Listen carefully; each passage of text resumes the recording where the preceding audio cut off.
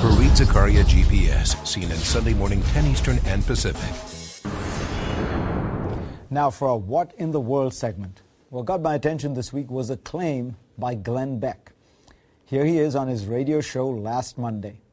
What's that number? What is the number of Islamic terrorists? 1%? I think it's closer to 10%, but the rest of the PC world will tell you, oh no, it's minuscule. So let's do a bit of math here. There are 1.57 billion Muslims worldwide. Take 10% of those Muslims and you get 157 million. That's how many Muslim terrorists Glenn Beck is suggesting there are in the world.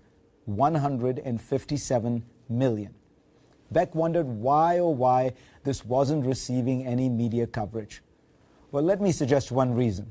It is total nonsense, a figure made up by Glenn Beck with absolutely no basis in fact. The United States State Department says there were approximately 11,000 terror attacks committed in 2009. This is all terror attacks everywhere in the world, including in Afghanistan and Iraq, which are really war zones.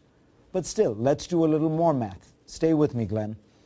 Let's be very generous and say that it took 100 people to plan and execute each one of those 11,000 attacks. In fact, most of the attacks were solo, at most involving 2 or 3 people, but let's be generous. 100 people times 11,000 terror attacks equals 1,100,000 people. But Glenn Beck's figure is 150 times higher than that. If in fact there are 157 million Muslim terrorists in the world, what were the other 155,900 some odd thousand of them doing last year? We asked CNN's national security analyst Peter Bergen. Bergen has spent decades studying Muslim terrorists. He has interviewed Osama bin Laden. He travels frequently across the world to refresh his knowledge. We found Bergen in Afghanistan. He emailed us to say that Beck's estimate is off by 1,000%. Bergen says most estimates would say 0.1% of all Muslims are terrorists or insurgents.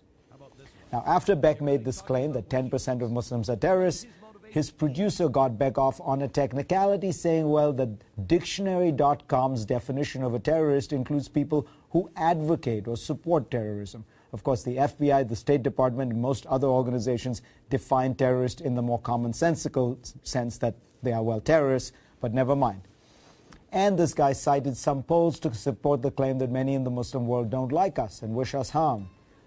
Yes, many of us have been pointing that out for over a decade now. I wrote a Newsweek cover essay 2 weeks after 9/11 titled, Why They Hate Us, to explain just that phenomenon. But hating America is not the same thing as being a terrorist. Believe me, if we had 157 million Muslim terrorists active across the world, we would be hearing more about it. But Beck made another claim in his discourse on terrorism. You don't think 1%, 0.5% here in the United States of radicals, of people who want to violently overthrow the government is a problem? Of course it is. Why isn't it receiving coverage? Why? Well, Glenn, again, maybe because it just isn't true. I can't find any poll or study or shred of data that suggests that 1.5 million Americans, which is what that number would work out to, want to violently overthrow their government. Now, there is a Pew poll from March and some similar ones from other groups that found that about 20% of America is angry with the federal government. Does fomenting or supporting such anger against the American government make one a terrorist? Well, according to Glenn Beck's producer and his dictionary.com definition, maybe.